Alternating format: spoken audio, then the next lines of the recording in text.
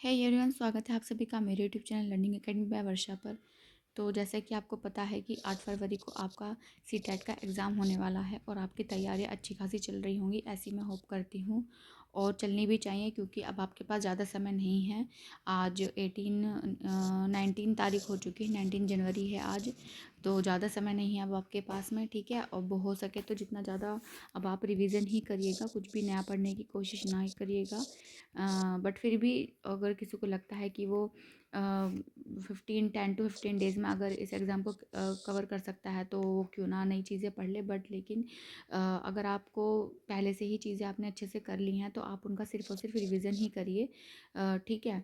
और आज भी हम करने वाले हैं पीवाईक्यू, इसी से रिलेटेड साइंस का हमारा पीवाईक्यू रहने वाला है। और अगर आपको वीडियोस मेरी अच्छी लगती हैं तो प्लीज़ चैनल को आप सब्सक्राइब ज़रूर कीजिए, है ना। और ऐसी ही अपडेट्स पाने के लिए इसके अलावा भी हम यहाँ पर और कुछ अब लेकर के आने वाले हैं जल्दी ही। आपको यहाँ पर अब साइंस की एक पैडागोजी भी देखने के लिए मिलने वाली है, ठीक है, जो आपके एग्ज़ाम में अच्छा मार्क्स स्कोर करने में आपकी हेल्प करेगी। तो कुल मिला के आपका 30 out of 30 का जो कंटेंट है आपको यहाँ पर प्रोवाइड हो जाएगा। और देखिए, कई बार हो सकता है कि जो क्वेश्चंस होते हैं, चाहे वो पैडागोजी के हों, चाहे वो आपके कंटेंट के हों, कि ऊपर नीचे एक दो हो सकते हैं, ठीक है। तो लगभग देखो 30 out of 30 तो देखो आपके आते हैं, बहुत अच्छी बात है। बट लेकिन अगर ऐसा होता है कि बहुत बार अगर क्वेश्चन ऊपर नीचे हो जाए तो आप ये मान के चलिए कि 27 से 28 मार्क्स तो आपके आ ही जाएंगे, अगर आपने बहुत अच्छे से अपनी तैयारी की हुई होगी। अगर आपको जो क्वेश्चन अटैम्प्ट करने का तरीका है बहुत ही अच्छा होगा। अच्छा होने का मतलब है कि आपने मतलब पूरे ध्यान से तरीके से, मतलब क्योंकि कई बार होता है कि एक बार में हमें क्वेश्चंस पढ़ के आंसर नहीं बनता है। बट अगर हम ध्यान से पढ़ते हैं तो बड़े क्वेश्चंस को भी हम इजीली थोड़ी लॉजिक से सही कर सकते हैं, ठीक है ना। तो चलिए फिर अब स्टार्ट करते हैं हम आज का अपना पीवाईक्यू। और ये भी हमारा एक सीटेट में आया हुआ ही एग्ज़ाम है। तो पहला क्वेश्चन है इसका, identify the statement that are false. Charge become used up as it flows through a circuit. Charge flows through circuit at very high speed. A light bulb transform the electrical energy of moving charge into other form of energy. The charge carriers in wires are simply the electron possessed by the atom that make up the wires। एक बार हिंदी में भी पढ़ लेते हैं। सही नहीं है, हमें निकालना है। आवेश परिपथ में प्रवाह के साथ व्यय हो जाता है। आवेश अत्यधिक गति के साथ परिपथ में प्रवाहित होता है। एक प्रकाश का बल्ब गतिमान गतिशील आवेश की वैद्युत ऊर्जा को के अन्य स्वरूप में बदल देता है। तारों में आवेश वाहक साधारणतः तारों के परमाणुओं के इलेक्ट्रॉन होते हैं। तो देखिए, यहाँ पर ये जो आपका ऑप्शन नंबर जो डी है, ये बिल्कुल सही बात है कि तारों में आवेश वाहक साधारणतः तारों के जो परमाणु के इलेक्ट्रॉन होते हैं वही होते हैं, ठीक है। और एक प्रकाश बल्ब गतिमान गतिशील आवेश की वैद्युत ऊर्जा को ऊर्जा के अन्य स्वरूप में बदलता है, ये भी सही बात है ना। जो इलेक्ट्रिकल एनर्जी होती है वो आपकी किसी अन्य रूप में बदली जाती है, ठीक है ना। लाइट एनर्जी, यहाँ पे इलेक्ट्रिकल एनर्जी जो होती है जब बल्ब जलता है तो वो किस में चेंज होती है, आपकी लाइट एनर्जी में, या लाइट में, या हीट में आप कह सकते हैं, वो कन्वर्ट हो जाती है अलग ऊर्जा के रूप में। आवेश अत्यधिक गति के साथ परिपथ में प्रवाहित होता है, तो यहाँ पर ये बात गलत है। अत्यधिक गति में नहीं, मतलब वो एक स्लो गति में प्रवाहित होता है। और आवेश प्रवाह के साथ व्यय नहीं होता। आपको पता है जो आवेश है एक तरह का यहाँ पर ही ऊर्जा ही है, और जो ऊर्जा होती है वो कभी भी ख़त्म नहीं हो सकती है, वो सिर्फ एक रूप से दूसरे रूप में जा सकती है, ठीक है ना। तो यहाँ पे व्यय होने वाली चीज़ भी गलत है। तो इस तरीके से जो आपके सही नहीं वाला कथन है वो यहाँ पर ऑप्शन नंबर 1 आपका करेक्ट आंसर होगा, ठीक है। इसके बाद आगे बढ़ जाते हैं नेक्स्ट क्वेश्चन की तरफ। तो यहाँ पर लगा देते हैं हम, फर्स्ट क्वेश्चन क्या है आपका, सॉरी ऑप्शन इसका करेक्ट है। नेक्स्ट क्वेश्चन हमारा सेकंड है, two mirrors A and B are at right angle to each other. If a ray of light strike mirror A at 30 degrees to the normal and then strikes mirror B, find the angle of reflection of the ray reflected from both mirror A and B। दो दर्पण ए और B एक दूसरे के समकोण पर स्थित हैं। अगर प्रकाश की एक किरण दर्पण ए को सामान्य से 30 डिग्री पर टकराती है और फिर दर्पण बी से टकराती है, तो दोनों दर्पण ए और बी से परावर्तित किरण के परावर्तन के कोण का पता कीजिए। देखिए, यहाँ पे छोटा सा आपको एक सॉल्यूशन करना पड़ेगा। अगर आपने यहाँ पे जो आपके रिफ्लेक्शन रूल पढ़ा होगा, है ना, लॉ ऑफ रिफ्लेक्शन पढ़ा होगा, तो आप इस क्वेश्चन को इजीली कर पाएंगे। बहुत हार्ड इसमें कुछ नहीं है। तो सबसे पहले क्या है, यहाँ पर हमारे दो दर्पण ए और बी दिए हुए हैं, ठीक है, जो कि कैसे हैं, एक दूसरे के समकोण पर स्थित है। यानी कि जो एक दर्पण इस तरीके से होगा, समकोण का मतलब है उनके बीच में क्या होगा, 90 डिग्री का एंगल फॉर्म हो रहा होगा, ठीक है। तो ये दर्पण ए मान लीजिए और ये दर्पण बी मान लीजिए।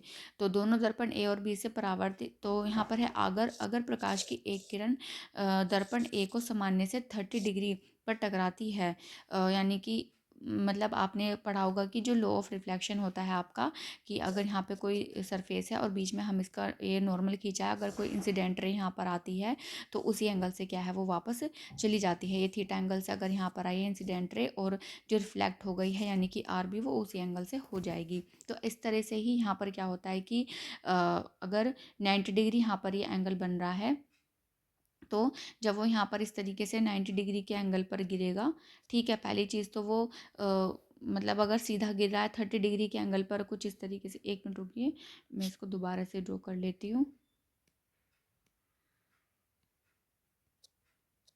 तो आप यहाँ पे समझ सकते हैं कि मान लो कोई जो इंसिडेंट रे है कुछ इस तरीके से आ रही है, ये हमारी जो इंसिडेंट रे है 30 डिग्री एंगल पर आई। अब लॉ ऑफ रिफ्लेक्शन क्या कहता है, जिस एंगल से वाई है उसी एंगल से क्या है वो वापस चली जाएगी। तो जब ये एंगल 30 होगा तो ये एंगल भी क्या होगा, 30 होगा, ठीक है।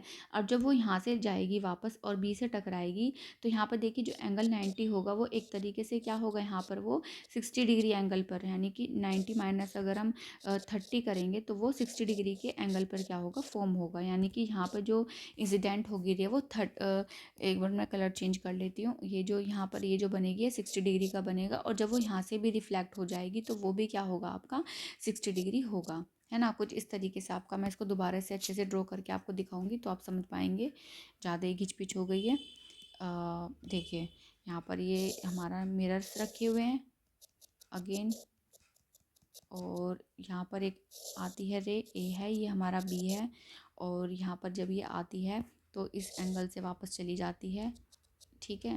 ये 30 और ये भी 30 हो जाएगी, और जब ये यहाँ पर इस तरीके से आ रही है तो यहाँ पर ये 60 डिग्री का हो जाती है, और इस तरीके से भी क्या है ये वापस चली जाती है ना, ये इस तरीके से। तो 60 डिग्री का एंगल हमारा यहाँ पे फॉर्म हो जाता है। तो उस इस तरह से क्या है कि हमारा इस क्वेश्चन का भी क्या है आंसर आ सकता है, ठीक है। तो ऑप्शन नंबर जो है 1 यहाँ पर इसका करेक्ट होगा कि ए क्या होगा 30 डिग्री से और बी क्या होगा 60 डिग्री। देखो मेन यहाँ पर कुछ भी नहीं है, ज़्यादा है आपका लॉ ऑफ रिफ्लेक्शन। अगर आपको ये पता है कि इंसिडेंट रे बराबर होती है रिफ्लेक्टेड रे के, तो आप इस क्वेश्चन को इजीली कर सकते हैं, ठीक है। बहुत ज़्यादा इसमें कोई ऐसी रॉकेट साइंस वाली चीज़ नहीं है जो आप समझ नहीं पाए। अगर आपने ये चीज़ पढ़ी हुई होगी तो आप इसको इजीली कर पाएंगे, ठीक है ना। और आगे बढ़ते हैं फिर अब हम अपने नेक्स्ट क्वेश्चन की ओर। ये आगे है हमारा third question, which material would you choose to wrap a box of ice cream to prevent it from melting in summer at 30 degree Celsius and in winter at 30 degree Celsius. Aluminium foil in winter and plastic in summer, blanket in both the case, aluminium in both the case, plastic foil in winter and blanket in summer। गर्मियों में 30 degree Celsius और सर्दियों में 30 degree Celsius पर ice cream को पिघलने से बचाने के लिए आप किस सामग्री का चयन करेंगे। सर्दियों में एल्यूमिनियम पर्न फॉइल और प्लास्टिक, गर्मियों में दोनों मामलों में कंबल, एल्यूमिनियम दोनों मामलों में, प्लास्टिक पर्न सर्दियों में और गर्मियों में कंबल। तो देखिए अब आपने अगर इसके, ये भी बहुत छोटी सी चीज़ है, अगर आपने अच्छे से इसको कभी पढ़ा होगा इस कंसेप्ट को तो आप कर पाएंगे। यहाँ पर मेन बात यहाँ पर ये है कि जो आपकी एल्यूमिनियम है, ठीक है, और जो आपकी फॉइल है, तो वो इतना अच्छे से काम नहीं करेगी। देखो एल्यूमिनियम क्या होती है, मेटल जो होती है वो आपकी क्या होती है, कंडक्टर होती हैं, हीट की क्या होती हैं, कंडक्टर होती है। बट जो ब्लैंकेट होता है आपका, ठीक है, वो ब्लैंकेट होता है आपका इंसुलेटर। क्या होता है, इंसुलेटर, यानी कि ना ही वो आपको जो हीट को अंदर आने देता है और ना ही हीट को बाहर जाने देगा। यानी कि चाहे समर हो चाहे विंटर हो, अगर आपको सेम टेम्परेचर बना करके रखना है तो आपको ऑप्शन नंबर क्या है, टू सेलेक्ट करना होगा कि ब्लैंकेट इन बोथ केसेस। तो इस तरह से सेकंड ऑप्शन यहाँ पर आपका सही हो जाता है। तो ये भी इजी क्वेश्चन था, बहुत हार्ड नहीं था इसमें भी कुछ। इसके बाद नेक्स्ट क्वेश्चन आ जाता है, in a distance time graph motion of two cars A and B is plotted in the form of a straight line if the line on the graph is steeper for A as compared to B, what you infer from the graph? Speed of A is greater than speed of B, distance traveled by A is greater than distance traveled by B, speed of B is greater than speed of A, distance traveled by B is greater than distance traveled by A। तो एक बार हिंदी में भी पढ़ लेते हैं। एक दूरी समय आलेख में दो कारों ए और बी की गति एक सीधी रेखा के रूप में आलेखित की गई है। यदि आलेख पर बी की तुलना में ए की रेखा अधिक ऊंची है, तब आप आलेख से क्या निष्कर्ष निकालेंगे? बी की गति से ए की गति अधिक है, बी द्वारा तय की गई दूरी से ए द्वारा तय की गई दूरी अधिक है, ए की गति को बी की गति अधिक है, ए द्वारा तय की गई दूरी से बी द्वारा तय की गई दूरी अधिक है। तो सबसे पहले देखिए हम क्या करेंगे, यहाँ पर एक ग्राफ प्लॉट करेंगे। ठीक है, तो यहाँ पर दूरी समय ग्राफ की बात आ रही है, तो टाइम हमारा इस वाले एक्सिस पर होगा और जो डिस्टेंस होगी हमारी इस वाली एक्सिस पर होगी। और जो यहाँ पर कहा है कि जो ए की रेखा अधिक ऊंची है, यानी कि एक तरह से आप ये मान लीजिए ये ए की रेखा है और ये क्या है, बी की रेखा है। ये ए हो गया या बी हो गया, ऊंची है ना, तो ये ऊंची होगी ज़्यादा। ठीक है, तो अब आप खुद ही देख सकते हैं कि जब ये वाली स्टीपर है एज़ कम्पेयर टू बी, तो जो की स्पीड होगी वो कहाँ पर ज़्यादा होगी, ए की स्पीड ज़्यादा होगी, बी की स्पीड कम होगी एज़ कम्पेयर टू ए। तो इस तरह से हमारा ऑप्शन जो है 1 यहाँ पर इसका करेक्ट आंसर बन जाएगा। ठीक है, तो इसमें भी ज़्यादा बड़ी चीज़ नहीं थी। अगर आप देखो कुछ कुछ चीज़ें ऐसी होती है कि आप डायग्राम थोड़ा सा अगर आप डायरेक्टली पढ़ेंगे तो आप कंफ्यूज हो जाएंगे, बट आप ऐसे क्वेश्चंस को क्या है, थोड़ा सा डायग्राम या ग्राफ अगर आप ड्रॉ करके देखेंगे तो आप इजीली चीज़ों को समझ पाएंगे और उससे ऑप्शन निकालना ज़्यादा आसान होगा, है ना। अगर आप डायरेक्ट क्वेश्चन को पढ़ेंगे तो देखो कंफ्यूज होंगे ही होंगे, बट कुछ कुछ चीज़ें ऐसी होती है कि अगर आप बहुत ही सेकंड इन अ सेकंड भी अगर आप ग्राफ को ड्रॉ ऐसे कर लेंगे, लाइन लाइन से ही बनानी होती हैं, तो आपको ऑप्शन सेलेक्ट करने में ज़्यादा परेशानी नहीं होगी। ठीक है ना, तो बहुत बार क्या होता है कि हम इतना बड़ा क्वेश्चन है या फिर एक छोटा सा ग्राफ प्लॉट करने में टाइम की नहीं समय मतलब निकाल देते हैं या नहीं प्लॉट करते हैं, तो वो हमारा बहुत ईजी से जो एक नंबर आ सकता था वो जा सकता है। तो आपको ऐसी गलती नहीं करनी है।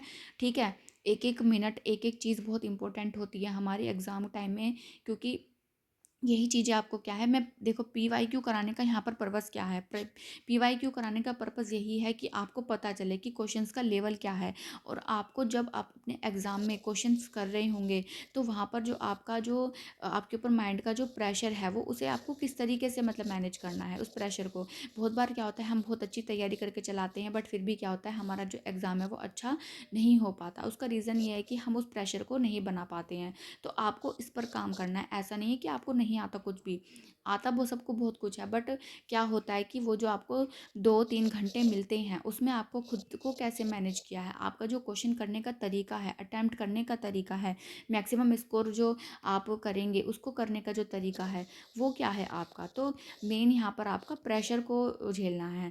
तो जैसे जैसे कई बार होता है कि मैं यहाँ पर आंसर लेकर के आ जाती हूँ डायरेक्ट ही, बट आपको मैं कोशिश करूँगी कि आगे से ऐसे मतलब बिना आंसर के ही मैं आपको क्वेश्चंस कराऊँ, जिससे कि आप बिना देखे भी उसका आंसर लगा पाएँ, खुद से खुद को एनालाइज कर पाएँ। ठीक है ना, पर लेकिन यहाँ पर लगाने का यही पर्पज़ होता है कि बहुत बार अगर मैं नहीं भूल जाऊँ, नहीं मुझे याद रहे, तो आप क्या है उसको ध्यान से कर सके। ठीक है ना, तो इसीलिए मैं यहाँ पर पहले से लगा करके इनको रखती हूँ। ऑफिशियल ही होते हैं ये, बिल्कुल मेरी तरफ से कुछ नहीं होता है। और ये तरीका होना चाहिए आपका क्या है, अपने जो एग्ज़ाम हॉल में एग्ज़ाम को करने का और उस प्रेशर को झेलने का। ठीक है, चलिए अब आगे बढ़ते हैं। Next question, the table given below list substances and their respective densities. Okay, यहाँ पर सब्सटेंस दिए हैं और यहाँ पर डेंसिटी दी है। What would happen if a copper coin is dropped in a glass filled with mercury and corn oil? Sink at the bottom of the glass, float over corn oil, float over mercury but sink in corn oil, float on top of the glass. एक बार हिंदी में भी देख लेते हैं। पदार्थ और उनकी सूची दी गई है घनत्व की। क्या होगा अगर पारे और मक्के के तेल से भरे एक गिलास में एक तांबे के सिक्के को डाल दिया जाए? गिलास के तल पर बैठ जाएगा या डूब डूब जाएगा? मक्के के तल पर तैरेगा, पारे पर तैरेगा, परंतु मक्के के तेल में डूब जाएगा, गिलास के ऊपर तैरेगा। तो देखिए यहाँ पर अगर आपको डेंसिटी का पता है, ठीक है ना, जैसे कि यहाँ पर पारे की डेंसिटी सबसे ज़्यादा है, उससे कम है आपकी तांबे की, और सबसे कम क्या है, ऑयल की। तो देखिए, अब यहाँ पर क्या है कि जो तांबे का सिक्का डाला है, अब तांबे का सिक्का आपका ये वाला है, जब आप इसको पारे में डालेंगे, है ना? अब क्योंकि इसकी जो डेंसिटी है, इसकी डेंसिटी से कम है, तो यहाँ पर क्या करेगा, ये तैरेगा, ठीक है ना? क्या करेगा, तैरेगा। पर यहाँ मक्के के तेल वाले केस में क्या होगी, इसकी डेंसिटी ज़्यादा है तांबे की, तो ये क्या होगा, डूब जाएगा। क्या है, ये डूब जाएगा। तो इस तरह से क्या है, तो तैरने वाला पारे में तैरेगा परंतु मक्के के तेल में डूब जाएगा। तो इस तरह से आपका जो ऑप्शन नंबर थर्ड है यहाँ पर वो करेक्ट हो जाएगा, ठीक है। तो छोटी छोटी सी चीज़ें हैं जो आपने अगर अच्छे से तैयारी करी है, पढ़ाई करे हैं, नोट्स अपने पढ़ाई करे हैं, तो आप उसको ईजिली कर पाएंगे, है ना। तो इस तरह से हमारा ऑप्शन नंबर क्या है, थर्ड यहाँ पर सही आंसर है। नेक्स्ट क्वेश्चन 6 की ओर बढ़ जाते हैं हम। Consider the statement given below and choose the correct option. Assertion है, larger the amplitude of vibration louder is the sound. Reason है, higher the frequency of vibration higher is the pitch. Both assertion and reason are correct and reason is correct explanation of the assertion. Both assertion and reason are correct and reason is not the correct explanation of assertion. Assertion is true but reason is false. Assertion is false but reason is true. Hindi में भी एक बार देख लेते हैं। कथन पर विचार कीजिए और सही विकल्प बताना है। अभिकथन है, कंपन का आयाम जितना अधिक होगा उतनी ही ध्वनि उच्च होगी। कारण है, कंपन की आवृत्ति जितनी ऊंची होगी तारत भी उतना ऊंचा होगा। अभिकथन और कारण दोनों सही हैं तथा कारण अभिकथन की सही व्याख्या है। अभिकथन और कारण दोनों सही है परंतु कारण अभिकथन की सही व्याख्या नहीं है। अभिकथन सही है परंतु कारण गलत है। अभिकथन गलत है परंतु कारण सही है। तो देखिए, अगर आपने यहाँ पर ध्वनि वाला चैप्टर हमने क्लास 8 में ही हमने इसको पढ़ा है, अगर आपने इसको अच्छे से पढ़ा होगा तो भी आप इसका आंसर कर देंगे। और इससे पहले भी हमने कुछ PYQs किए हैं, तो वहाँ पे भी हमने इसी से रिलेटेड, देखो जो साउंड वाला चैप्टर है ना, तो आपको वहाँ पर amplitude, vibration, frequency, pitch, higher, mostly यही क्वेश्चन रिपीट होता हुआ दिखेगा, ठीक है ना। तो इस वाली चीज़ को तो आप अच्छे से कर ही लीजिएगा कि एम्पलीट्यूड से क्या होता है और पिच से क्या होता है। तो यहाँ पे जो असर्शन और रीज़न दोनों ही सही हैं, पर यहाँ जो रीज़न है इसकी ये सही एक्सप्लेनेशन नहीं करता। तो इस तरह से जो ऑप्शन नंबर 2 है यहाँ पर आपका ये करेक्ट हो जाता है। तो अगेन आपको याद रखना है कि जो एम्पलीट्यूड होता है वो हमारी लार्ज मतलब साउंड कितनी लाउडर होगी उस पर डिपेंड करेगा। और जो हमारी पिच होती है, जैसे कि फ्रीक्वेंसी का मतलब होता है, इस तरीके से फ्रीक्वेंसी होती है ये, और आपकी जो एम्पलीट्यूड होता है वो होता है ये वाला, ये आपका एम्पलीट्यूड होता है, ठीक है। तो आपको ये याद रखना है। तो इसकी वजह से लाउड होती है वॉइस और इसकी वजह से उसकी पिच क्या होती है, हायर होती है, ठीक है। आगे बढ़ जाते हैं नेक्स्ट क्वेश्चन की तरफ। Millie took off deflated balloon and put it on the mouth of a glass bottle. She then put the glass bottle in a bath of boiling water. There is change in the shape of balloon. What does this activity demonstrate? Air inside the bottle decrease on heating. Heat creates high pressure inside balloon. Air inside the bottle increase on heating. Heat causes air inside the bottle to expand. मिली एक पिचके हुए गुब्बारे को लेती है तथा उसे कांच की एक बोतल के सिरे पर लगा देती है। वह उस कांच की बोतल को खोलते उबलते पानी के पात्र में रख देती है। गुब्बारे की आकृति में परिवर्तन होता है। यह गतिविधि क्या प्रदर्शित करती है? गर्म होने पर बोतल के अंदर की हवा और वायु घटती है। गर्मी गुब्बारे के अंदर उच्च दाब उत्पन्न करती है। गर्म होने पर बोतल के अंदर की हवा या वायु बढ़ती है। गर्मी बोतल के अंदर की हवा या वायु को प्रसारित करती है। तो देखिए, सेम क्वेश्चन हमने इससे जो प्रीवियस क्लास हमने की थी उसमें भी किया था, बोतल वाला। और मैंने आपको एग्जांपल उसमें जो मतलब था किस तरीके से पानी गर्म और ठंडे की वजह से बलून फूल रहा है या इनफ्लैट हो रहा है, तो वो चीज़ भी हमने देखी थी। तो यहाँ पर क्या होता है कि जब बलून को किसी ऐसी बोतल के ऊपर लगाया जाता है जो गर्म होती है, तो जो हीट होती है वो क्या करती है, उसके अंदर जो बलून के अंदर जो एयर है उसको क्या करती है, एक्सपेंड कर देती है। तो ऑप्शन नंबर यहाँ पर क्या हो जाता है आपका, करेक्ट हो जाता है 4। गर्मी बोतल के अंदर की हवा या वायु को क्या करती है, प्रसारित करती है, ठीक है। इसके बाद हमारा question number 8। In an experiment sample of two colourless solution M and N are taken on adding turmeric solution. M turns yellow in color and turns brick red. On adding M to N, red color gradually fades. What can you conclude about the nature of M and N? M and N are both salt. M is acid and N is base. M is base and N is acid. M is a base and N cannot be known with given information. एक प्रयोग में दो रंग विहीन घोलो M और N के नमूने लिए गए। हल्दी मिलाने पर घोल M पीला हो जाता है तथा N ईंट लाल रंग का हो जाता है। M को N से डालने पर लाल रंग क्रमशः धीरे धीरे क्षीण हो जाता है। आप M और N की प्रकृति के संबंध में क्या निष्कर्ष निकालेंगे? M और N दोनों लवण हैं। M अम्ल है और N क्षार है। M क्षार है और N अम्ल है। M क्षार है और N की सीमित जानकारी के साथ पहचान नहीं हो सकती। तो देखिए ये क्वेश्चन आपका एसिड बेस वाले चैप्टर से लिया गया है, जहाँ पर आपके इंडिकेटर से रिलेटेड चीज़ें पूछी गई हैं। अगर आपने पढ़ा होगा तो अभी आप इसका बहुत इजीली क्वेश्चन आंसर निकाल लेंगे। और ये हमारे जो टर्मरिक से रिलेटेड यहाँ पर बात हो रही है, तो आपको पता होगा और आपने पढ़ा होगा कि जो टर्मरिक होती है, अगर आप उसको किसी एसिड में डालते हैं, है ना, तो क्या हो जाती है, वो कलरलेस हो जाती है। सॉरी, मतलब उसका कोई कलर चेंज, कलरलेस नहीं, sorry, colour change, no change, no change in colour, ठीक है। और जो आपका बेस होता है वो कैसा हो जाता है, आपका रेड हो जाता है। टर्मरिक के केस में ये बात हो रही है, ठीक है। तो M क्या हो जाएगा यहाँ पर, हमारा एसिड होगा, और N क्या होगा, हमारा यहाँ पर बेस होगा। तो ऑप्शन नंबर 2 क्या हो जाएगा, यहाँ पर हमारा करेक्ट हो जाएगा, ठीक है। ऐसे ही लिटमस से रिलेटेड भी आ सकता है। जो लिटमस होता है, और जो आपका ये लिटमस होता है, एसिड अगर हो तो वो क्या कर देता है, ब्लू को रेड कर देता है, ठीक है।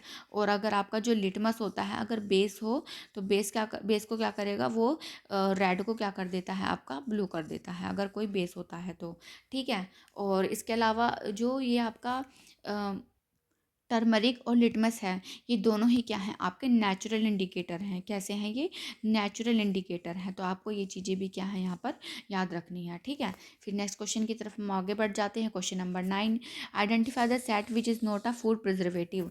Iron oxide and potassium permanganate, sodium benzoate, sodium metabisulphite, sodium chloride, citric acid, vitamin C, ascorbic acid and sugar. समुच्चय की पहचान ज्ञात कीजिए जो एक खाद्य संरक्षक परिरक्षी नहीं है। आयरन ऑक्साइड व पोटेशियम परमैंगनेट, सोडियम बेंजोएट व सोडियम मेटाबाइसल्फाइड, सोडियम क्लोराइड व सिट्रिक अम्ल, विटामिन सी और एस्कॉर्बिक अम्ल व शर्करा। तो देखिए आपको पता होगा अच्छे से ही कि जो आपका बेंजोएट, सोडियम बेंजोएट व सोडियम मेटाबाइसल्फाइड होता है, ये भी आपका प्रिजर्वेटिव है, ये भी प्रिजर्वेटिव है और ये भी प्रिजर्वेटिव है। बट जो आयरन ऑक्साइड और पोटेशियम परमैंगनेट है, ये आपके प्रिजर्वेटिव नहीं है। तो इस तरह से जो ऑप्शन नंबर फर्स्ट है वही आपका क्या हो जाता है, करेक्ट हो जाता है, ठीक है। Option number first is the correct answer.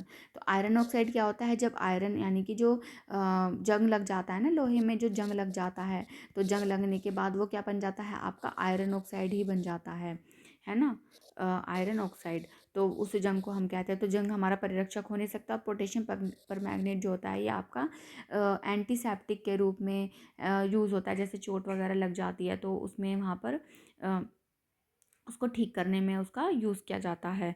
तो इस तरह से ऑप्शन नंबर 1 क्या है आपका यहाँ पर सही नहीं है। अब क्वेश्चन नंबर नेक्स्ट तरफ बढ़ जाते हैं।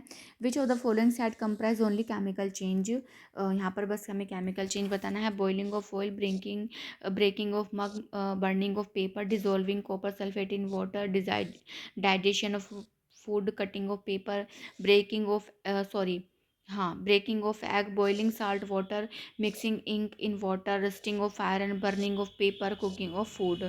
कौन से समुच्चय केवल रासायनिक परिवर्तन हैं? तेल का उबलना, मग का टूटना, कागज का जलना, पानी जल में कॉपर सल्फेट का घोलना, भोजन पचाना, कागज को काटना, अंडे को तोड़ना, लवणिक जल को उबालना, जल में स्याही को मिलाना, लोहे का जंग लगना, कागज का जलना या को जलाना, भोजन पकाना।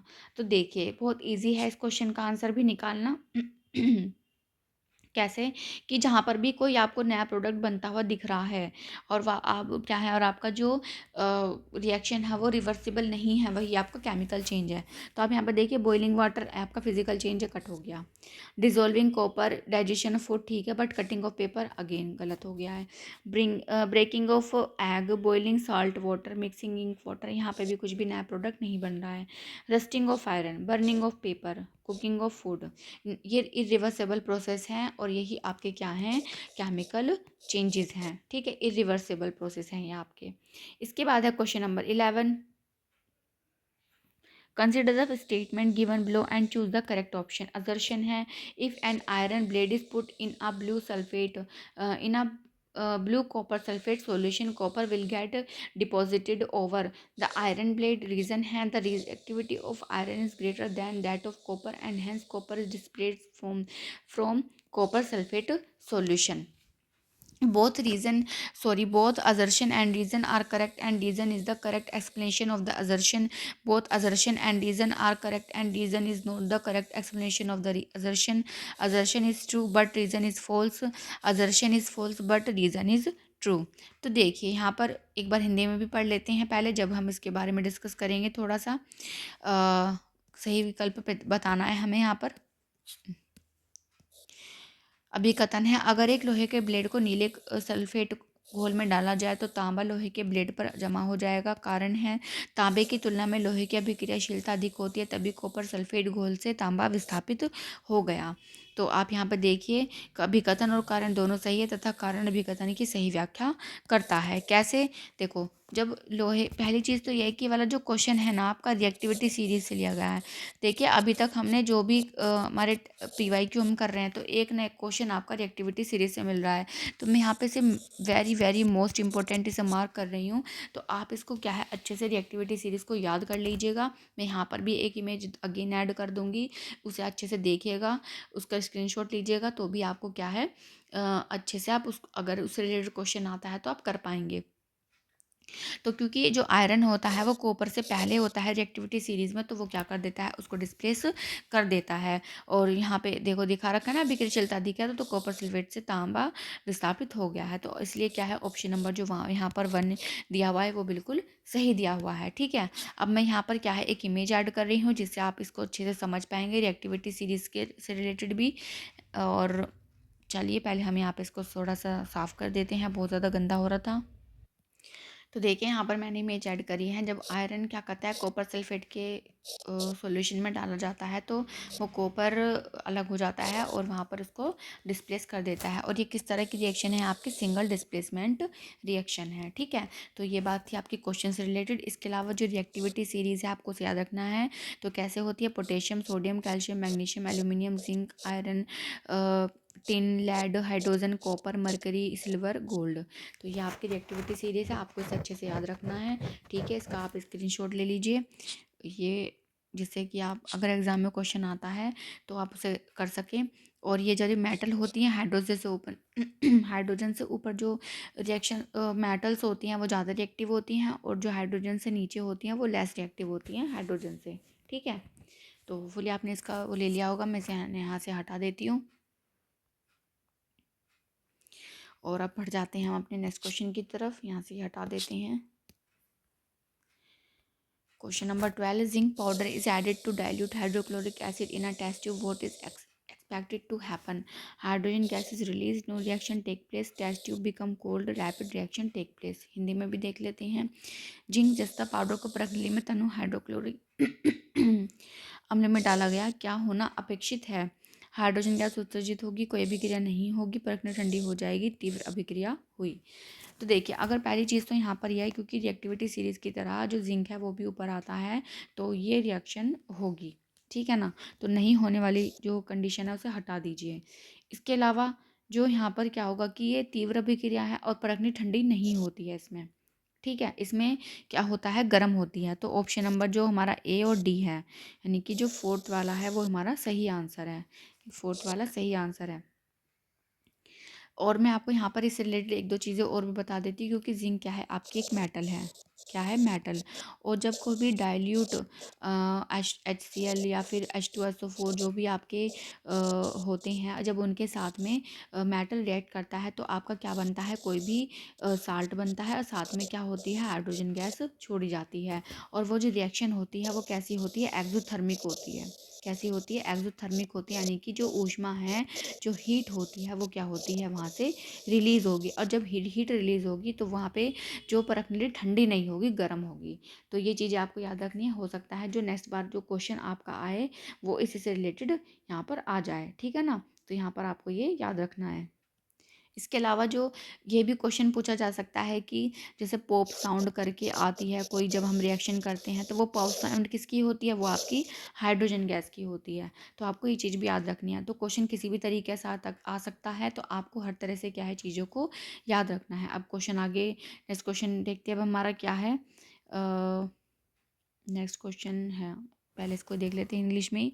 Identify the following in the contest of digestion, gets broken into simple sugar, gets broken into glycerol, breaks into simpler amino acid. ABC बताने हैं कि वो ये क्या हैं। इसके बाद है पाचन के संदर्भ में निम्नलिखित को पहचानिए। सरल शर्करा में विघटित होता है, ग्लिसरॉल में विघटित होता है, सरल अमीनो अम्ल में विघटित होता है। तो देखिए ये क्वेश्चन भी बहुत हार्ड नहीं है आपका।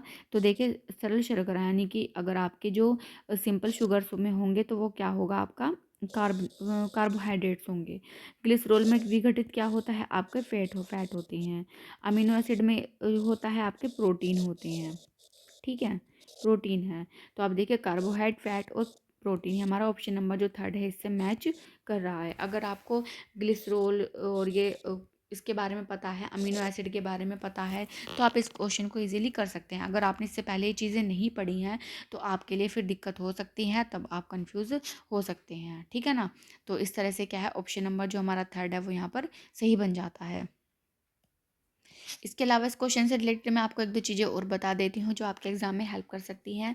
वो ये कि जो फूड या जो खाना पचना है, जो डाइजेशन का जो आपका प्रोसेस होता है, वो कैसी है, आपकी एक तरह की केमिकल रिएक्शन है। आपने ऊपर जो ऑप्शन हमने पढ़ा था उसमें दिया भी हुआ था, ठीक है। तो डाइजेशन हमारी क्या होती है, आपकी केमिकल रिएक्शन होती है। दूसरा यहाँ पर ये चीज़ भी पूछी जा सकती है, क्योंकि अब आपके बॉडी की बात आ रही है, तो कि जो प्रक्रिया होती है हमारे खाने से लेकर के इंजेक्शन तक की, वो क्या क्या आती है, स्टेप्स होते हैं इसके अलग अलग। तो सबसे पहला होता है हमारा इंजेक्शन होता है, इसके बाद होता है आपका डाइजेशन, डाइजेशन होता है यानी कि पाचन होता है। फिर होता है आपका एब्जॉर्प्शन यानी कि आप इसे कह सकते हैं अवशोषण। नेक्स्ट आता है आपका एजिमिलेशन यानी कि स्वांगीकरण, यानी कि जो भी चीज़ आपने एजिमिलेशन, जो भी चीज़ आपने खाई है वो अब आपके रक्त में या ब्लड में आपकी बॉडी में मिल चुकी हैं, और जो वेस्ट उसके बाद बचता है वो इंजेक्शन के रूप में आपकी बॉडी से क्या है बाहर आ जाता है। तो ये 5 स्टेप्स आपको याद रखनी है। इंजेक्शन यानी कि मुख में हमें खाना लेना, डाइजेशन उसका डाइजेस्ट होना पेट में, मतलब जो भी हमारा डाइजेस्टिव सिस्टम है उसमें। फिर उसके बाद एब्जॉर्ब होना, एब्जॉर्ब होने के लिए कहाँ पर होता है वो हमारा स्मॉल इंटेस्टाइन में होता है। कहाँ पर होता है, स्मॉल इंटेस्टाइन में होता है। और किसकी वजह से होता है, जो विली विली विली हमारी संरचनाएं होती हैं स्मॉल इंटेस्टाइन में, तो वो वहाँ पर होता है, उनकी वजह से वो क्या है एब्जॉर्ब कर लिया जाता है। और उसके बाद क्या है एजिमुलेशन होता है, यानी कि मिल जाता है वो आपके ब्लड में जा कर के, आपकी सेल्स में जा कर के उनको वो खाने की पूर्ति हो जाती है। इजेशन क्या है, वेस्ट होता है आपका, आप उसको अपने मलमूत्र के सहारे बाहर अपनी बॉडी से निकाल देते हैं, ठीक है। तो ये कुछ इंपॉर्टेंट पॉइंट्स थे जो आपको पता होने चाहिए, ठीक है। इसके बाद आपके नेक्स्ट क्वेश्चन आ जाते हैं हम 14 पर। Following are some of suggestion to save petrol और डीजल, आइडेंटिफाई द इनकरेक्ट, यानी कि गलत बताना है। Drive at a moderate speed as far as possible, ensure that the tyre pressure is moderately low, ensure regular maintenance of the vehicle, switch off engine at red light. Petrol diesel की बचत के लिए निम्नलिखित कुछ सुझाव हैं जो सही नहीं है, उसकी पहचान कीजिए। जितनी दूर तक संभव हो मध्यम गति से गाड़ी चलाएं। यह सुनिश्चित करें कि पहिए में दाब माध्यम रूप से कम हो। वाहन का नियमित रखरखाव सुनिश्चित करें। लाल बत्ती पर इंजन बंद कर दें। तो देखिए ये वाली बिल्कुल सही बात है कि जब लाल बत्ती होने पर हमें अपना इंजन क्या है बंद कर देना चाहिए, अगर हमें अपने पेट्रोल डीजल की बचत करनी है। वाहन का रखरखाव करेंगे, साफ़ सफाई उसके इंजन की जो ऑयलिंग वगैरह अच्छे से करेंगे तो भी वो सही काम करेगा, और इससे पेट्रोल डीजल की क्या होगी, बचत होगी। दूसरा है आपकी जो जितनी भी दूरी है वहाँ तक सही, अगर आप सही स्पीड में कार चलाएंगे तो भी वहाँ पर पेट्रोल डीजल की बचत होगी। पर अगर आप पहियों में दाब कम रखेंगे तो क्या होगा, जो पहिया में प्रेशर पड़ेगा, जो प्रेशर मतलब पहिए क्या है पिचक जाएंगे, जब पिचक जाएंगे तो बेचारे इंजन को क्या है ज़्यादा काम करना पड़ेगा, और जब ज़्यादा इंजन काम करेगा तो ज़्यादा फ्यूल यूज़ करेगा, और ज़्यादा फ्यूल यूज़ करेगा तो वो बचत नहीं होगी, ज़्यादा फालतू का खर्चा होगा, ठीक। तो इस तरह से हमारा जो ऑप्शन नंबर सेकंड है यहाँ पर वो करेक्ट नहीं है, है ना। इसके बाद आगे बढ़ जाते हैं नेक्स्ट क्वेश्चन 15 की तरफ। Which of the following pair is an example of tap root. तो टैप रूट के यहाँ पर बारे में यहाँ पर हमें बताना है। तो सबसे पहली चीज़ तो आपकी जो टैप रूट होती है वो कुछ इस तरीके से होती है, यानी कि बड़ी सी एक आपकी रूट होती है, उसी के सहारे बहुत छोटे छोटे से ऐसी रूट्स निकली हुई रहती हैं। और जो आपकी फाइब्रस रूट होती है ना, उसके ऐसी मतलब बहुत वहाँ पर कोई मेन रूट नहीं होती, उसमें से बहुत सारी इस तरीके से निकली हुई रहती हैं। तो ये होती है आपकी टैप और ये होती है आपकी फाइब्रस रूट। तो इस दो तरह की आपकी ये रूट्स होती हैं। तो टर्निप आपकी टैप रूट में आती है और टैपियोका भी क्या है आपका टैप रूट में ही आता है। ठीक है, तो यहाँ पर ये वाले जो ऑप्शन है ये आपके सही नहीं है। तो ऑप्शन नंबर जो थर्ड होता है यानी कि मूसला जड़, टैप को ही हम क्या कहते हैं, टैप रूट को मूसला जड़ भी कहते हैं। और जो ये टैपियोका होता है, मैं आपको इसकी एक इमेज दिखा देती हूँ जिससे कि आपको हमेशा याद रहे कि टैपियोका क्या होता है और कैसे दिखता है ना, और किस तरह से फाइब्रस और आपकी टैप रूट होती हैं। ठीक है ना, तो एक बार देख लेते हैं इनको। तो देखिए, टैप रूट आपकी कुछ इस तरह की दिख रही है और फाइब्रस रूट आपकी कुछ इस तरह की दिख रही है। ठीक है, तो अब इससे बहुत अच्छी तरह से आप अब समझ ही गए होंगे। इसके अलावा यहाँ पर देखिए जो आपकी ये होती हैं टैपियोका देखने में देखो इस तरीके से होता है, इसका पेड़ है ये, इस तरीके से टैप रूट है इसकी, ये टैपियोका ऐसा होता है। और फिर इसको बाद में ला के धुल करके ये कुछ इस तरह से दिखता है, उसको काटा जाता है, अंदर से ऐसे दिखाई देता है और काटने के बाद ऐसे पीसेस हो जाते हैं। और पीसेस होने के बाद हम इसको अपने साबूदाना जो हम मतलब इस बोलते हैं, तो साबूदाना क्या है, इस टैपियोका से ही बनाया जाता है। ठीक है, तो अब आप याद रखेंगे कि टैपियोका कैसे दिखता है, कैसे कैसे उसको हम मतलब अच्छे से धो करके उसको साबूदाना बना लेते हैं, है ना। तो इससे क्या होगा, इमेज देखने से क्या है चीज़ें अच्छे से आपको याद हो जाती है, इसलिए मैं यहाँ पर इन्हें ऐड करती हूँ, है ना। तो अब यहाँ पे से इसको हटा देते हैं, पढ़ते हैं नेक्स्ट क्वेश्चन की तरफ। Read the statement given below and choose the correct option. Assertion है presence of starch in leaves indicate the occurrence of photosynthesis. Reason दे रखा है oxygen formed during photosynthesis you ultimately get in converted to starch. तो देखें यहाँ पर जो पहले एक बार हिंदी में पढ़ लेते हैं फिर इसको हम डिस्कस करेंगे। कि अभिकथन है पत्तियों में स्टार्च या मंड की उपस्थिति प्रकाश संश्लेषण की घटना को दर्शाती है। कारण है प्रकाश संश्लेषण के समय बनी ऑक्सीजन अंततः स्टार्च मंड में परिवर्तित हो जाती है। तो देखिए जो पत्ती वाली जो यानी कि जो अभिकथन ए है बिल्कुल सही बात यहाँ पर ये बोली गई है, बट जो आर है ये आपका गलत है। तो इस तरह से ऑप्शन नंबर जो थर्ड है यहाँ पर आपका वो सही बन जाता है, क्योंकि जो स्टार्च होता है ना, पत्तियाँ होती हैं वो प्रकाश संश्लेषण की उपस्थिति में क्या है खाना मतलब बनता है वहाँ पर, है ना, उनमें जो होता है। और जो प्रकाश संश्लेषण होता है उसमें जो ऑक्सीजन होती है वो मंड वंड नहीं होता, ये गलत है। ठीक है, तो यहाँ पर ये ऑप्शन इस तरह से गलत हो जाता है आपका, और सिर्फ आपका ऑप्शन नंबर क्या निकलता है, थर्ड सही आंसर है, कि एक सही है और आर गलत है। Which of the following statement is और are true. Mustard rose and petunia have unisexual flower. Corn papaya cucumber produce bisexual flower. The female gamete is formed in an ovule. After fertilization ovary grows into a seed of the plant. एक बार हिंदी में भी देख लेते हैं। सरसों गुलाब और petunia के फूल एकलिंगी होते हैं। मक्का पपीते और खीरे के फूल अभिलिंगी द्विलिंगी होते हैं। मादा युग्मक का सृजन बीजांड में होता है। निषेचन के पश्चात अंडाशय डिंब ग्रंथि पौधे के बीज के रूप में बढ़ता है। तो यहाँ पर देखिए जो आपका सरसों और ये गुलाब और जो पिटोनिया है ये एकलिंगी नहीं होते हैं, ये बाइसेक्सुअल होते हैं। तो ए ऑप्शन आपका हट गया है, तो यहाँ से ये हट गए हैं। ठीक है, इसके बाद में जो मक्का पपीता खीरे ये आपके उभयलिंगी या द्विलिंगी नहीं, ये आपके यूनिसेक्सुअल हैं। कहने का मतलब है कि ये तो यहाँ पर आना चाहिए और ये वाला ऊपर जाना चाहिए था। ठीक है, इसके बाद है मादा युग्मक का सृजन बीजांड में होता है। मादा युग्मक का सृजन बीजांड में होता है, हाँ ये बिल्कुल सही बात है आपका। और जो निषेचन के पश्चात अंडाशय डिंबग्रंथि में पौधे के बीज के रूप में बढ़ता है, नहीं। तो ये अंडाशय डिंबाग्र नहीं होता, ये आपका वो होता है ओव्यूल होता है, ओव्यूल। ओव्यूल ओवरी नहीं होता, है ना। यहाँ जो ये ओवरी की बात इन्होंने कही है ना कि ओवरी ग्रोज इनटू अ, नहीं, ओवरी ग्रो नहीं होती सीड के रूप में, जो ओव्यूल होता है आपका वो ग्रो होता है। ठीक है, मैं यहाँ पर आपको दिखा देती हूँ। पहले तो ये है कि ऑप्शन नंबर जो सी है बस वही गलत सही है, बाकी के आपके यहाँ पर ये गलत ऑप्शन है। ये आपका थर्ड जो है ये ही सही बनता है, बाकी सब गलत हैं। यहाँ पर मैं इमेज ऐड कर देती हूँ जिससे कि आपको और अच्छे से क्लियर हो जाएगा कि जो आपका ओव्यूल है वो कैसे है। और दूसरा आपको इससे रिलेटेड जो और क्वेश्चंस बनने की संभावनाएं हैं वो भी आपको यहाँ पर क्लियर हो जाएंगे। ठीक है, तो देखिए यहाँ पर मैंने पिक्चर ऐड कर दी है। सबसे पहले तो आप ये देखिए, ये आपका स्टैमेन है, यानी कि आपका जो मेल पार्ट होता है उसमें एंथर आता है, फिलामेंट आता है, और ये पिस्टल है आपका फीमेल पार्ट है। ये आपका मैं यहाँ पर लिख देती हूँ, ये फीमेल है, और ये आपका क्या है, मेल पार्ट है। फीमेल में आपकी स्टिग्मा, स्टाइल, ओवरी, ओव्यूल। तो देखिए ये वाले होते हैं आपका ओव्यूल, है ना।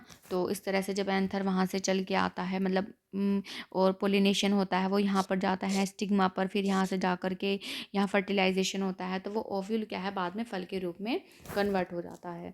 तो ये चीज़ें यहाँ पर आपको दिखानी ज़रूरी थी। और हाँ, बहुत बार क्वेश्चन जो पूछा जाता है कि मेल पार्ट कौन से हैं, तो आपको याद रखना है एंथर है, फिलामेंट है।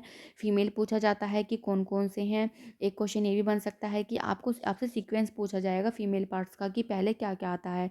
तो ये सीक्वेंस भी आपको याद रखना है कि फर्स्ट नंबर पर स्टिग्मा है, सेकंड पर स्टाइल है, थर्ड पर ओवरी है, और उसके बाद क्या आता है, आपका ओव्यूल आता है। ठीक है, आप अगर ये तो हमने अलग से पढ़े थे, अब एक बार हमने फ्लावर में देख लेते हैं किस तरीके से दिखते हैं ये आपका पूरा फ्लावर है। और यहाँ पर देखिए आप इस तरीके से देख रहे होंगे, ये स्टिग्मा है, स्टाइल है, ओवरी है, ये पिस्टिल के पार्ट हैं आपके, और इसके अंदर ये आपके ओव्यूल हैं छोटे छोटे से, और यहाँ पर ये एंथर और फिलामेंट है, ये आपके मेल पार्ट दिए गए हैं। ये पेटल्स है, ये फूल के कलरफुल पार्ट होता है, और ये आपका सेपल होता है जो आपके फूल की रक्षा के लिए होता है। तो इस तरीके से क्या है, अलग अलग तरह के क्वेश्चंस भी आपसे पूछे जा सकते हैं। तो जो भी प्रोबेबली आपसे क्वेश्चन पूछने की मतलब संभावनाएं हो सकती हैं, मैंने यहाँ पर आपको सारी इस क्वेश्चन से रिलेटेड आपको बता दी हैं, और होपफुली आपको ये समझ में भी आती होंगी। देखिए अगर मेरी वीडियो आपको थोड़ी सी स्लो लगती है तो आप उसे स्पीड तेज करके देख सकते हैं, है ना, क्योंकि मुझे थोड़ा स्लो ही चलना पड़ता है, बहुत स्पीड में मैं नहीं समझा सकती हूँ, बट आपके पास ऑप्शन है कि आप स्पीड को बढ़ा करके देख सकते हैं। तो क्या है कि आप स्पीड को बढ़ा करके देखिए, और फिर आपको क्या है, समय भी बचेगा और आप चीज़ें अच्छे से समझ भी पाएंगे। ठीक है, और चाहे और इससे ये भी होगा कि मान लो अगर एक बार में भी आपको वीडियो समझ में नहीं आ रही है, तो आप दोबारा भी देखेंगे तो कम समय में आपको बहुत कुछ यहाँ पर देखने के लिए मिल सकता है। ठीक है, अभी हमने यहाँ पर क्वेश्चन नंबर ओनली सी हमारा यहाँ पर सही था, और हमने हिंदी में भी देख लिया था ओवल। ठीक है, अब 18 पर आ जाते हैं हम अपने। यहाँ पर दे रखा है ह्यूमन और प्लांट डिजीज़ दे रखी है, और यहाँ पर किस वजह से होती हैं, जो रोग कारक हैं वो दे रखे हैं। ठीक है, तो सिट्रस कैंकर किसकी वजह से होता है, या आपका पोलियो, मलेरिया और रस्ट ऑफ व्हीट। देखो इस तरह के क्वेश्चन में क्या होता है कि कन्फ्यूज़न हो जाती है, कि बहुत बार हम भूल जाते हैं। तो जो आपका बेस्ट ऑप्शन है, यानी कि जो आपको सबसे अच्छी तरह से आता है, सबसे पहले आप वो करिए।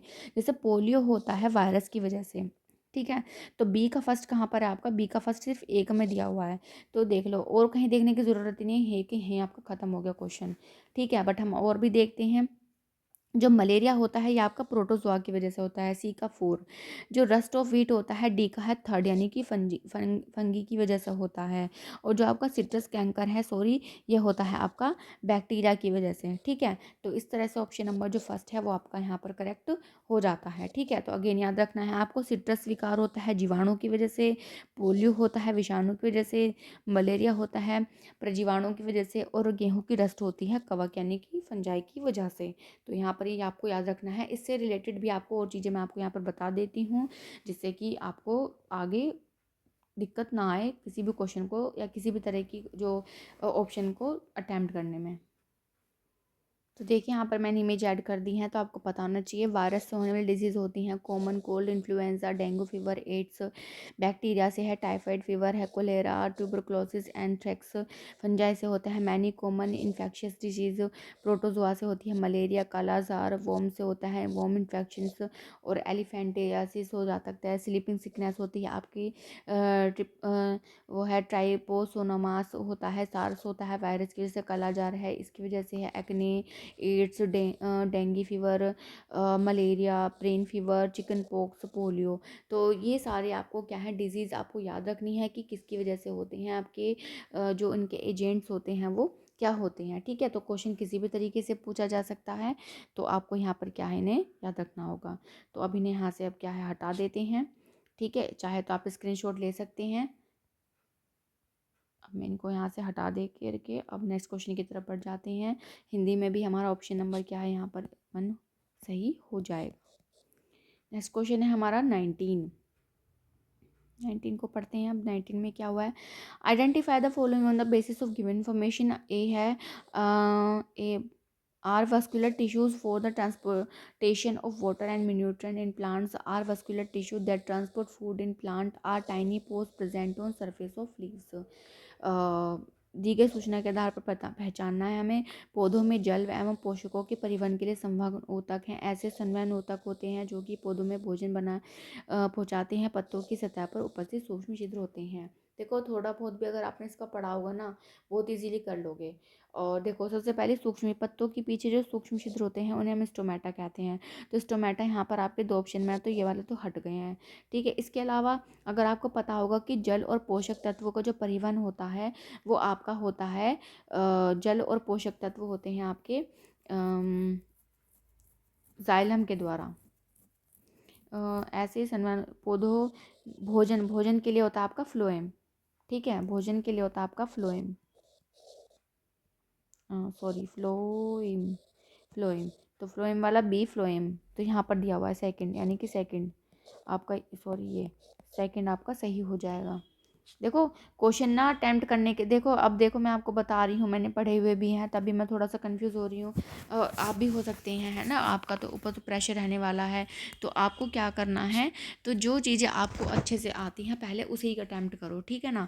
कि मुझे स्टोमेटा का पता है, फ्लोएम का पता है, फल, और जैसे मैं यहाँ पर जल और पोषक दोनों आ गए थे, मैं कंफ्यूज हो गई थी कि जल और पोषक तत्व वाला, तो वो मुझे डाउट फील हो रहा था। बट लेकिन अभी क्या है कि जो जाइलम और फ्लोएम होते हैं, यहाँ पर इसका सही आंसर होगा ए के लिए और बी के लिए, और सी आपका क्या है, स्टोमेटा है। तो ऑप्शन नंबर जो 2 है वो आपका सही हो जाता है। अगेन मैं यहाँ पर एक और इमेज ऐड कर रही हूँ जिससे आपके लिए आपके जो सामने इससे रिलेटेड जो भी और चीज़ें हैं वो क्लियर हो जाएँ।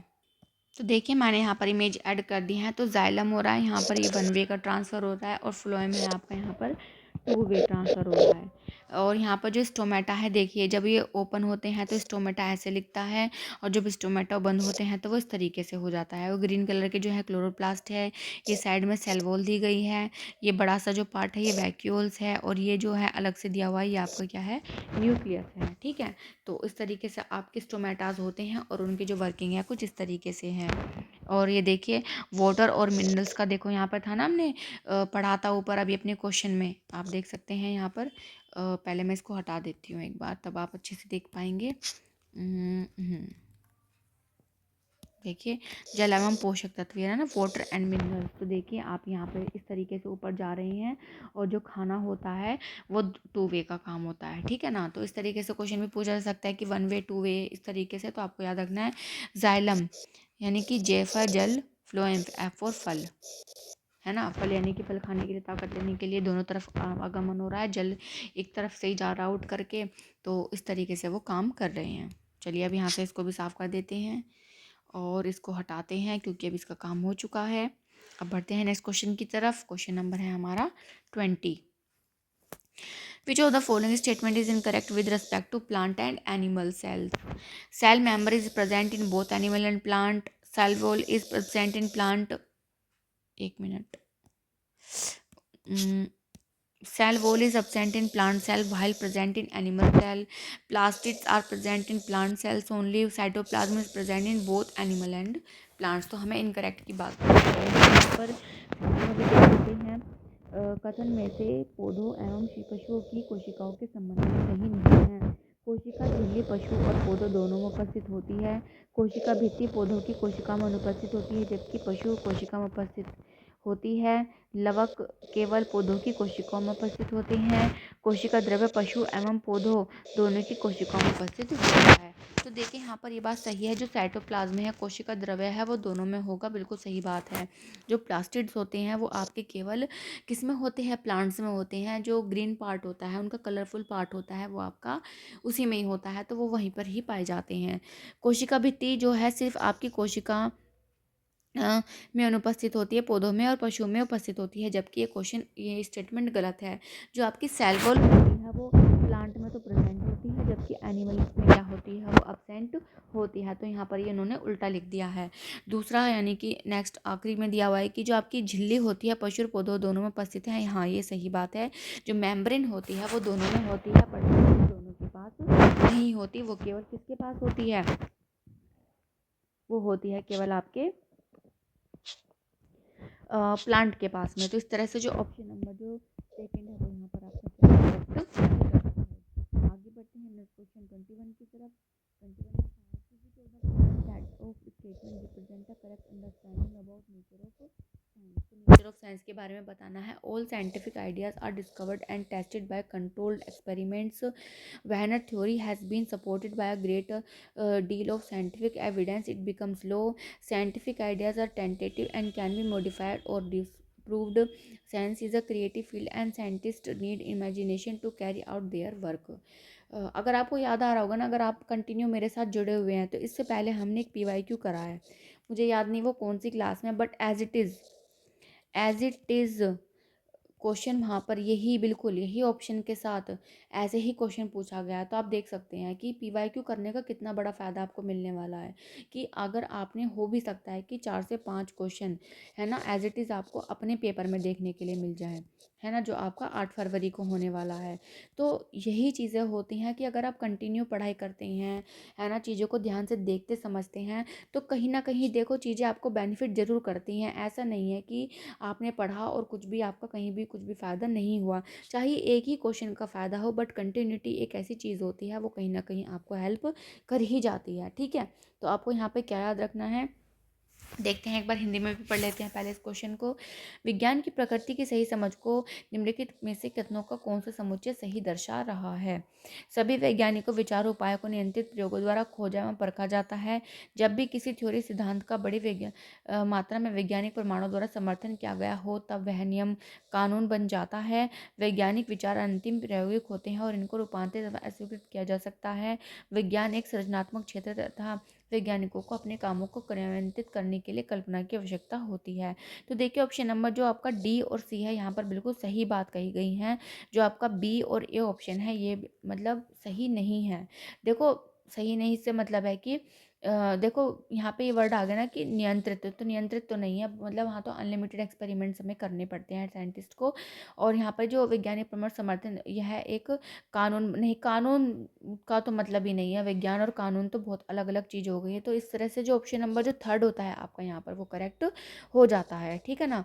तो देखिए कितने इजीली, मतलब जिसने भी PYQ करे होंगे ना, तो देखो उसे तो कुछ करने की जरूरत है नहीं। एक बार क्वेश्चन पढ़ा, अरे ये तो वहाँ पे पढ़ा था, बस आंसर टिक। जरा सा सोचना नहीं, समझना नहीं, विद इन अ सेकेंड आपका ये क्वेश्चन बन जाएगा। ठीक है, आगे बढ़ जाते हैं क्वेश्चन नंबर नेक्स्ट हमारा। Which of the following can be objective of doing detailed observation of flowers in grade 7?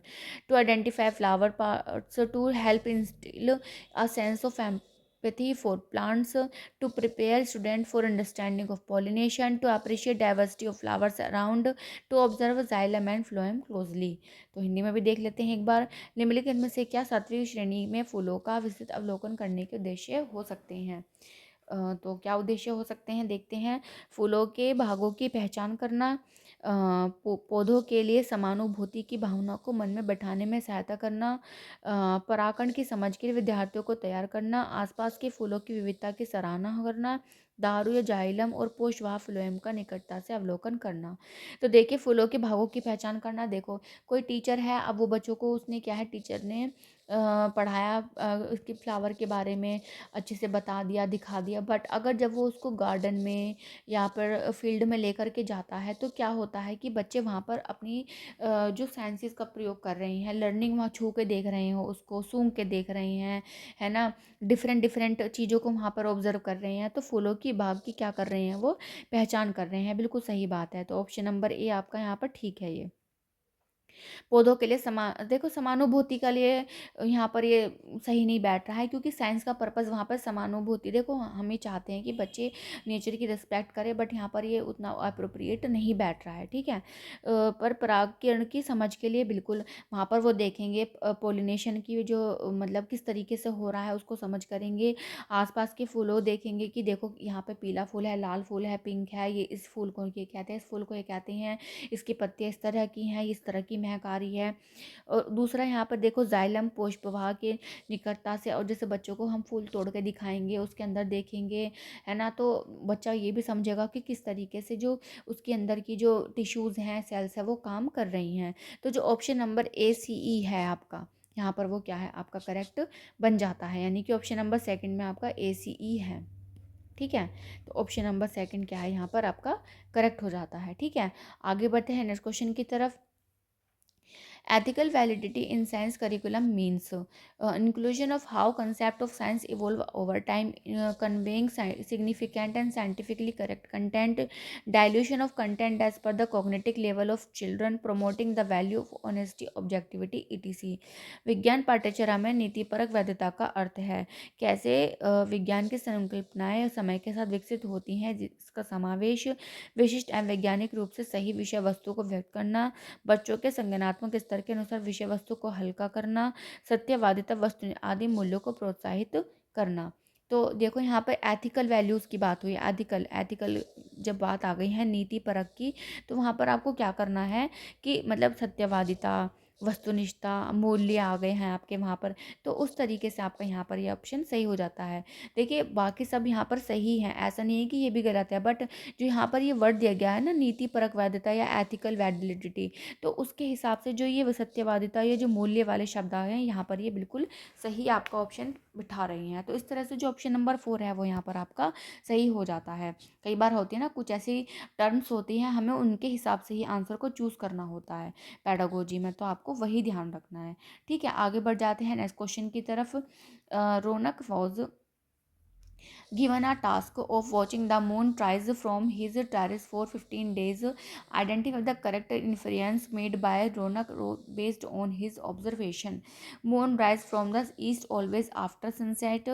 The time of moon rise varies from day to day. The size of the illuminated part of the moon visible from earth increases after new moon day. Earth blocks sunlight which results in phase of moon. तो देखिए इसके बाद है हिंदी में भी पढ़ते हैं। रौनक को एक कार्य दिया गया कि वह 15 दिन तक अपनी छत से चांद को उगते हुए देखे। रौनक द्वारा बनाए गए सही निष्कर्षों इन्फेरेंस को उसके अवलोकनों के आधार पर ज्ञात या पता कीजिए। सूर्यास्त के पश्चात चांद हमेशा पूर्व से निकलता है, ऐसी कोई चीज़ नहीं है कि हमेशा चांद वहीं से निकलेगा। चांद निकलने का समय दिनों दिन बदलता है, सही बात है, हमने खुद भी देखा है, आप भी ऑब्जर्व करते होंगे। अमावस के पश्चात पृथ्वी से दिखाई पड़ने के बाद चांद के प्रदीप भाग का आकार बढ़ता रहता है, ये बात भी सही है। अमावस के बाद जो चांद होता है मतलब अगले जो 15 दिन होते हैं उसमें वो बढ़ता चला जाता है। ठीक है, अब पूर्णमासी वाले दिन क्या होता है, वो पूरा चांद दिख जाता है हमको। पृथ्वी सूर्य के प्रकाश को बाधित करती है, जिसका परिणाम चांद की विभिन्न कलाएं हैं, नहीं ऐसा भी कुछ नहीं है।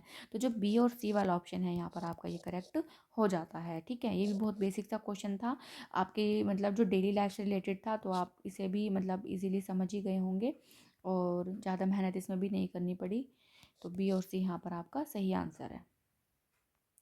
क्वेश्चन नंबर 25 देख लेते हैं कि Tahreem wants to identify conceptual gaps in understanding of a topic in her learner of grade 7.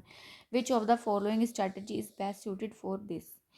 Observing practical skills, using concept maps, organizing quiz session, giving homework regularly. इसके बाद हिंदी में भी देख लेते हैं।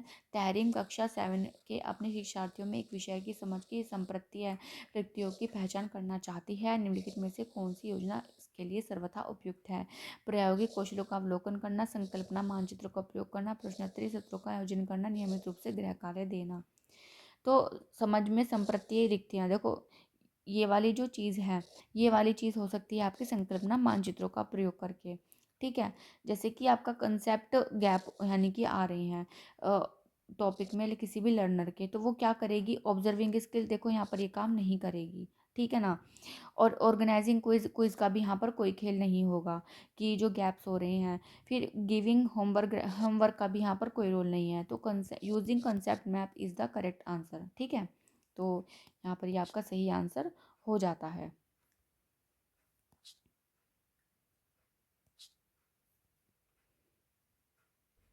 इसके बारे में आपको मैं और समझा देती हूँ जिससे कि आप और अच्छे से समझ पाए। देखो कंसेप्ट मैपिंग का मतलब होता है जैसे मान लो मैं आपको भी कोई चीज़ बता रही हूँ, जैसे मैंने अभी आपको ऊपर समझाया फ्लावर के बारे में कि ये इस तरह का फ्लावर होता है, उसके स्टाइल स्टिग्मा ओवरी और होती हैं और एंथर उसका पार्ट होता है। तो मतलब ये इसका पार्ट हो गया, ये इसका पार्ट हो गया, फिर ये इससे रिलेट कर गया।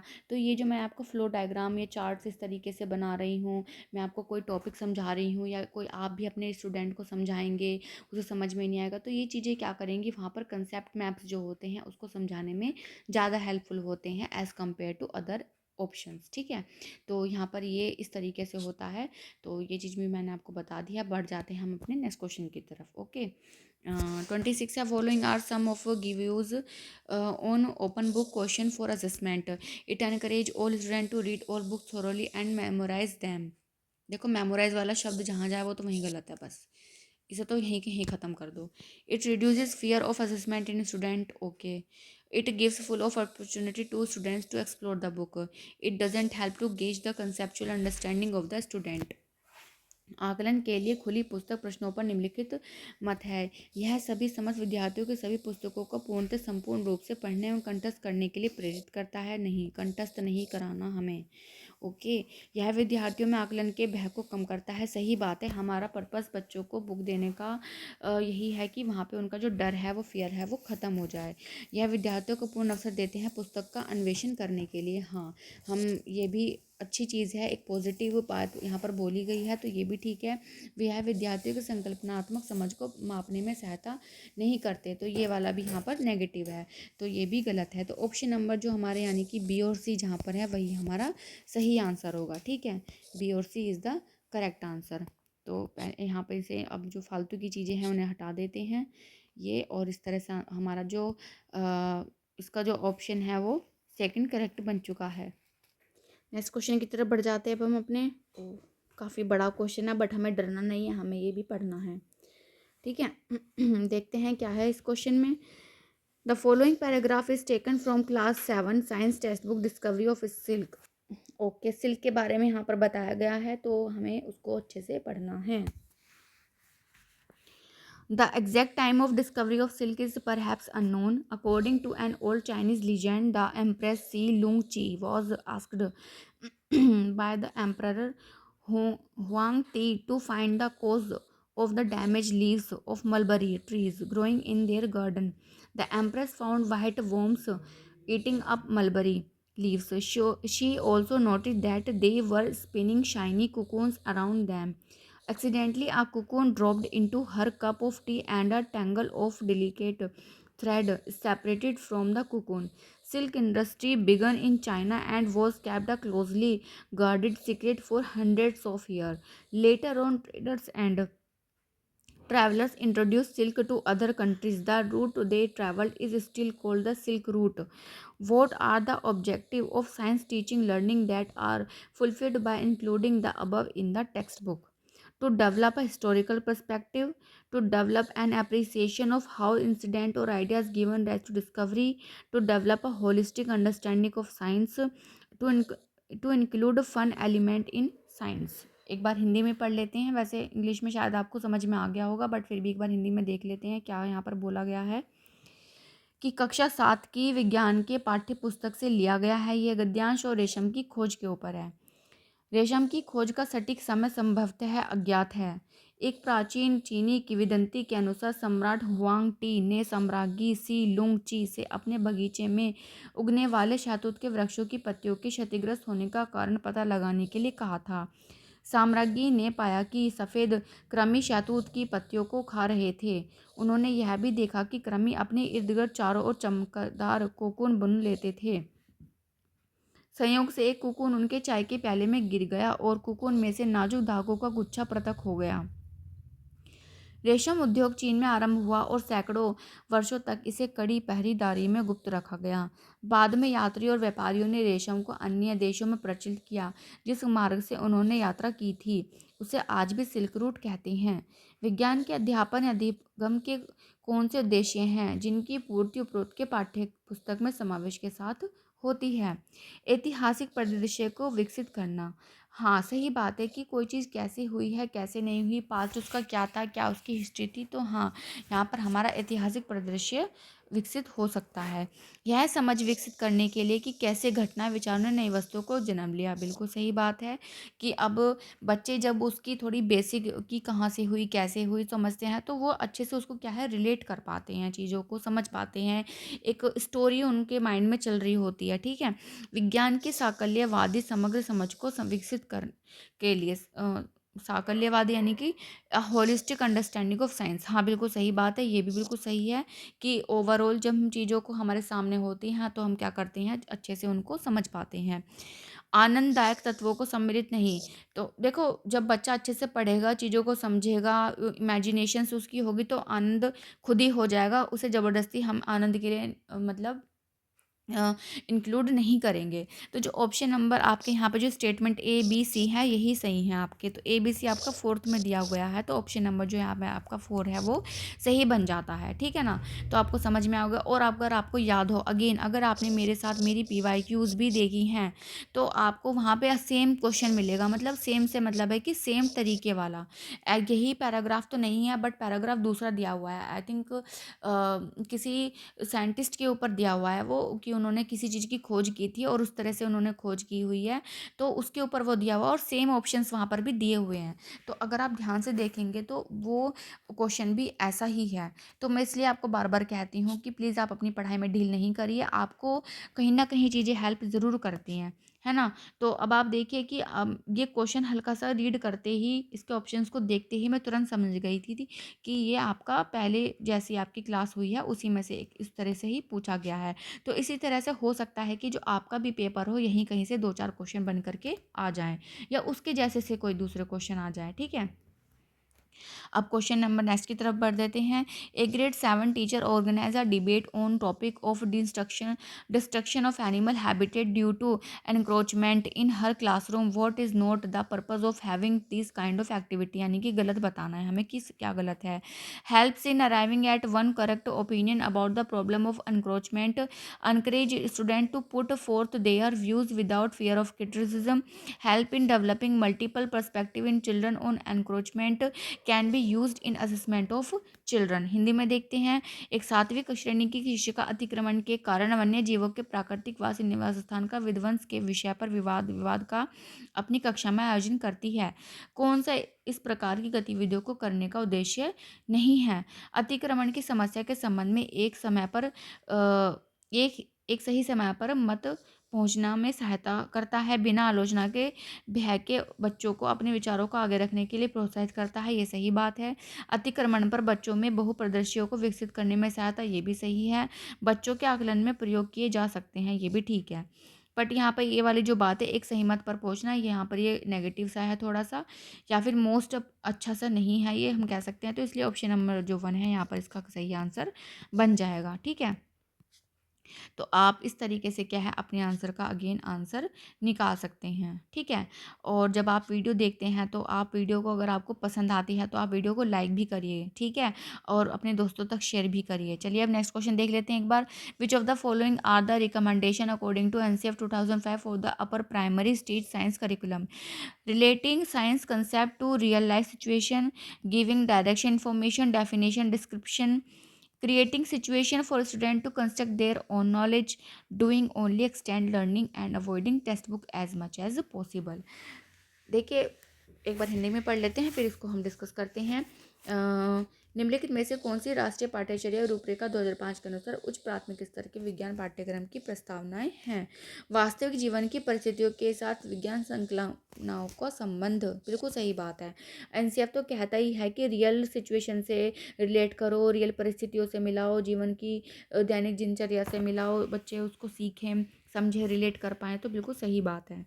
इसके बाद है प्रत्येक सूचना परिभाषा। तो परिभाषा सूचना से यहाँ पर कोई मतलब नहीं हो जाता, तो ये गलत है। विद्यार्थियों के लिए ऐसी परिस्थितियों का सृजन करना जिससे वे अपना ज्ञान स्वयं बनाए, बिल्कुल सही बात है। हम ऐसी परिस्थितियाँ क्या है वहाँ पर ये क्रिएट करेंगे। केवल विस्तारित अधिगम नहीं, अगेन केवल वर्ड आ गया तो गलत हो चुका है ये। ए और सी ऑप्शन है आपका सेकंड में, तो ये आपका सही हो जाता है। ठीक है। पेडागोजी के 1-2 ही क्वेश्चन ऐसे होते होंगे जो शायद ही आप ना बना पाए, पर पेडागोजी थोड़ी से भी लॉजिक अगर आप लगाएंगे, लॉजिक से मतलब है कि बच्चे के पर्सपेक्ट में चीज़ें सोचेंगे कि बच्चा कहाँ ज़्यादा अच्छे से सीख पाएगा, तो बहुत ईजिली क्या है पेडागोजी के आंसर्स को बना पाएंगे। और इसी तरह हमारा लास्ट क्वेश्चन आ गया है आज की क्लास का। Read the statement given below and choose the correct option. Assertion A, equity in science education means that all student regardless of cultural background, ethnicity, gender or special needs have equal opportunity to learn quality science. Reason है, the objective of science education is to prepare all students for a modern equitable society. Hindi में भी एक बार देख लेते हैं।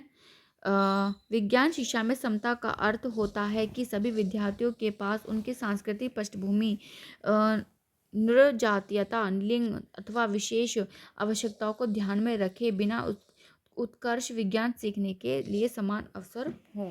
हाँ, तो सही बात है कि समान अवसर होने चाहिए, सही बात है ये बिल्कुल। विज्ञान शिक्षा का उद्देश्य है कि सभी विद्यार्थियों को आधुनिक साम्यपूर्ण समाज के लिए तैयार करना।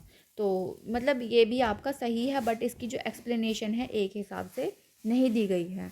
तो जो यहाँ पर आपका जो ऑप्शन नंबर 2 है ये आपका सही बना कि ए और आर सही है, पर आर ए की सही व्याख्या नहीं करता है। तो इस तरीके से क्या है कि आप अब समझ ही गए होंगे कि हमारे जो क्वेश्चंस आते हैं एग्ज़ाम में किस तरीके आते हैं, कैसे आपको अपनी तैयारी करनी है, और PYQs को तो करना ही करना है। आज की क्लास देखने के बाद तो देखिए अब बिल्कुल ही रिस्क मत लीजिए कि आप PYQ ना ही करें, ठीक है। तो जितना ज़्यादा हो सके शेयर कीजिए इस वीडियो को, और जितना ज़्यादा हो सके तो बार बार देखिए, है ना। जितनी बार आप इन्हें देखेंगे तो हो सकता है कि एक आध क्वेश्चन आपके पास रिपीट हो जाए आपके पेपर में ही, ठीक है। और ऐसी ही अच्छी अच्छी क्लासेस को पाने के लिए क्या करना है, आपको चैनल को सब्सक्राइब करना है, ठीक है। और इसके साथ अगर आप मेरे वीडियोस देखते हैं, पसंद करते हैं, तो प्लीज़ आप कमेंट करिए, और कमेंट के साथ ये भी लिखिए कि आप मेरी वीडियोस कहाँ से देख रहे हैं, ठीक है। किस सिटी से देख रहे हैं, किस स्टेट से देख रहे हैं, आप ये भी लिखिए, ठीक है। तो ये मेरा एक मोटिवेशन होगा, जिससे कि मुझे पता चलेगा कि मेरी वीडियो आप लोग कहाँ तक पसंद करते हैं, ठीक है। तो और इसी के साथ अगर आपको जल्दी ही एक अब साइंस पेडागोजी की भी वीडियो देखने के लिए मिलने वाली है कुछ दिनों में, और बाकी के सब्जेक्ट की तैयारी भी आप अच्छे से करते रहिए। तो मिलते हैं नेक्स्ट वीडियो में, तब तक के लिए बाय एंड टेक केयर।